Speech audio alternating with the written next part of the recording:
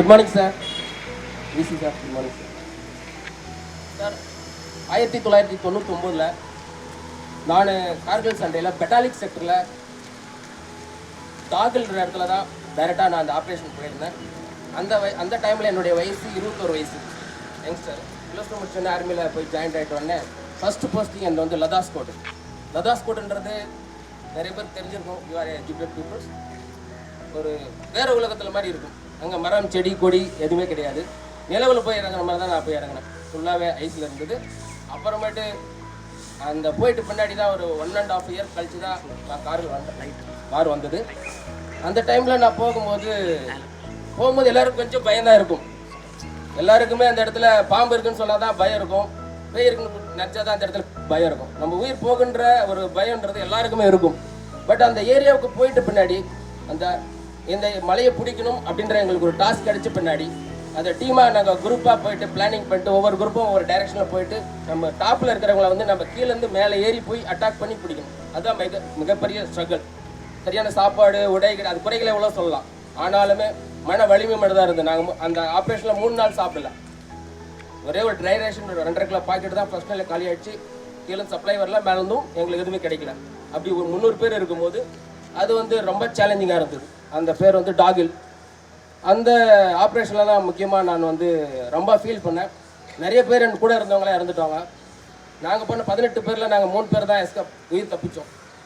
அதுதான் ஒரு எங்களுக்கு மிலிட்ரியில் ஒரு பழமொழி சொல்லுவாங்க, more sweat in training less blood in வார்ன்னு சொல்லுவாங்க. ஸோ அதை நாங்கள் மேக்ஸிமம் நான் 100% கடைபிடித்திருந்தேன் ட்ரைனிங் டைமில். ஸோ அது கூட லக்காக இருக்கலாம் தப்பித்ததுக்கான காரணங்கள்.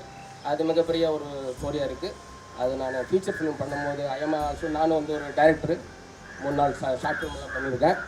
7 ஷார்ட் ஃபிலிம் பண்ணியிருக்கேன், 2 படம் ஒர்க் பண்ணியிருக்கேன். ஸோ அதில் வந்து அதான் மெயின் ஸ்டோரியை நான் பண்ண போகிறேன். ஸோ அதை நீங்கள் ப்ரீஃபாக பார்க்க போகிறீங்க இந்த ஃபீச்சர்ஸ். அப்புறம் அதில் வந்து எனக்கு மனசை பாதிச்சது வந்து என்னென்னா, ஒரே ஒரு சின்ன இன்சிடென்ட் மட்டும் சொல்கிறேன். என் கூட இருக்கிற ஒருத்தர் இறந்துட்டார். நான் அப்போ வந்து ஒயர்லெஸ் ஆப்ரேட்டராக இருந்தேன், என்னுடைய கோடிங் டிகோடிங். பட் அவருக்கு தெரியாது அதனுடைய ஒயர்லெஸ் ரேஞ்ச் வந்து 25 கிலோமீட்டர்ஸ் தான். அவர் வந்து சேட்டலைட் டெலிஃபோன் இருக்குதுன்னு சொல்லிட்டு உயிர் போகும் தருவாயில் எங்கள் குழந்தைகிட்ட ஒரு 6 வருஷம் குழந்தைகிட்ட பேச வைங்கன்னு சொல்லிட்டு என் காலை பிடிச்சிட்டு அழுந்தார். அது எனக்கு இன்னைக்கு வரைக்கும் மனசில் எனக்கு பாதிப்பாக இருந்தது. அந்த டைமில் சேட்டலைட் ஃபோன் யாருக்கும் இல்லை. ஸோ இப்போல்லாம் இருக்குது அங்கே அவைலபிள். அவர் கடைசி வரைக்கும் பேச வைங்கன்னு சொல்லும் போது என்னால் ஒன்றுமே பண்ண முடியல. ஸோ அந்த டைமில் 99 லெட்டர்ஸ் தான், என் டெலிஃபோன் இல்லை, அது இல்லை. அவர் வீட்டுக்கு போய் 11 மாதம் ஆச்சு, நானும் 11 மாதம் ஆச்சு. எனக்கு அந்த விஷயம் எனக்கு ரொம்ப மனசை பாதிச்சிச்சு. இருந்தாலும் நாங்கள் எதுவுமே பொருட்படுத்தலை. சாப்பாடு இருக்குதோ இல்லையோ அந்த ஃபீல்டில் போயிட்டு ஒரே குறிக்கோள் வெற்றி அடையணும் அப்படின்றதான். எல்லாரும் முழு மனசாக உயிர் போகிறாங்க, கூட இருக்கிறவங்க சாகுறாங்க, கை போகுது, கால் போகுது, கண்ணு போகுது, தலை போகுது, எதையுமே நாங்கள் கவனிக்கல. எல்லாரும் ஒரே குறிக்கோளாக எப்படினாச்சும் வெற்றி அடையணும். போனால் வெற்றியோட தான் திரும்பி வரணும், இல்லை உயிர் தான் போகணும். அதுதான் ஒரு எய்மாக இருந்து போகணும். அதனால் ஒரு மிகப்பெரிய வெற்றி அடைஞ்சது. மிகப்பெரிய சவாலை சேலஞ்சு பண்ணி வெற்றி அடைஞ்சோம். எல்லாரும் இளைஞர்களும் எதை கண்டு பயப்படாமல் வெற்றிக்காக போராடணும், நாட்டு காக்கிறதுக்காக போராடுறதா என்னுடைய ஆசை. அது பாரத் மாதா கி ஜெய், பாரத் மாதா கி ஜெய், பாரத் மாதா கி ஜெய்.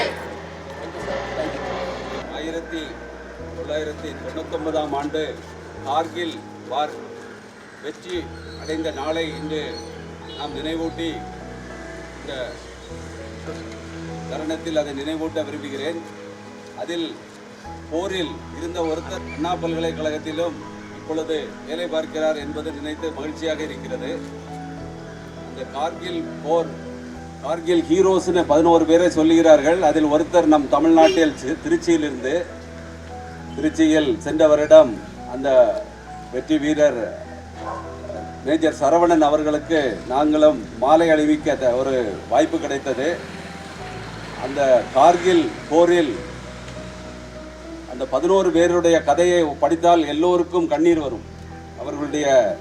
அவர்கள் எப்படி அதில் போர் புரிந்தார்கள் என்பது இவர் இன்று சொன்ன விளக்கத்தை கேட்கும் பொழுது அந்த 11 பேர் இல்லை, நிறைய பேர் அதில் இருந்திருக்கிறார்கள். அந்த ஒவ்வொரு பேருக்கும் அவர்கள் செய்த தியாகத்தை நாம் நினைவூட்டும் நாளாக இன்று அதை நினைத்து அவர்கள் கஷ்டப்பட்டு நமக்கு சுதந்திரம் கிடைத்து அதன் பிறகும் நடந்த போரில் வென்று நம் எல்லையில் இருந்து நம்மளை பாதுகாத்து கொண்டிருக்கும் வீரர்களுக்கு கண்டிப்பாக நமது அஞ்சலி செலுத்த வேண்டியது நம்மளுடைய கடமை.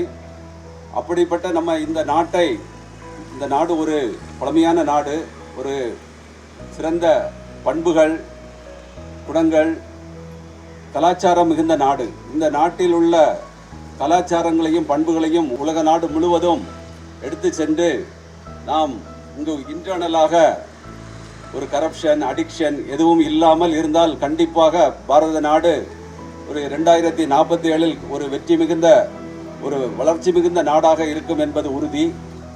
நான் சில சமயங்களில் வெளிநாடுகளில் சில யூரோப் கண்ட்ரியில் இருக்கிறவர்களுக்கு வெளிநாடுகளுக்கு செல்வதற்கு ஒரு விசா தேவை இருக்காது. அதுபோல நம் நாடும் வளர்ந்த நாடாக மாறி இந்திய நாட்டில் உள்ள பாஸ்போர்ட் இருந்தால் எந்த நாட்டிற்கும் செல்ல முடியும் என்ற நிலை வர வேண்டும். அதற்கு எல்லோரும் எல்லா மக்களிடமும் அன்பு காட்டி நம்மளுடைய கலாச்சாரத்தை வேலை நாடுகளுக்கு எடுத்து சென்றாலே நம்முடைய பாரத நாட்டுக்கு முழுவதும் ஒரு மதிப்பு வரும். அந்த மதிப்புடனும் வளர்ந்த நாடாகவும் மாறினால் நாமும் நம்முடைய பாஸ்போர்ட்டை காமித்து எந்த நாடுக்கும் செல்ல முடியும்.